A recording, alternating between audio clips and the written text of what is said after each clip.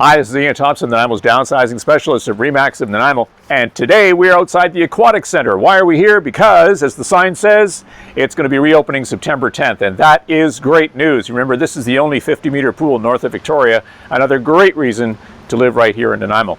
Now, today's video is all about home inspections. So you're a buyer now and you've found a house.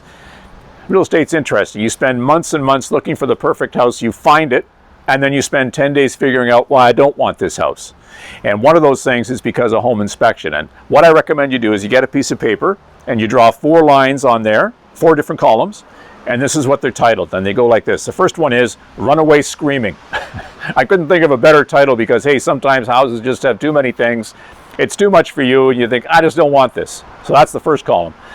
The second column is, remember, every house has imperfections. These are things you're just going to have to accept. Whether the house is brand new, 20 years old, 30 years old, there might be some rips on something, there might be some corner cupboards that are nicked up a little bit. There's always going to be problems. And typically your realtor is going to have $2,000 or $3,000 as a minimum threshold.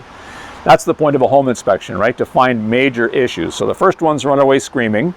The second one is things you can expect in any home. And the third one is things you can fix yourself. Now this, yes, the fence might be leaning over a bit, or the door might be stuck a little bit, or there might be some small things that you can do or get some friends to help you. And the last one is negotiate. So this is typically where we're talking about the roof has a problem.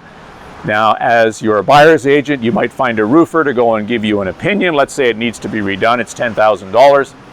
And your agent's going to go back to the seller and say, hey, what are we going to do about this? Now, the seller typically doesn't know the roof is finished.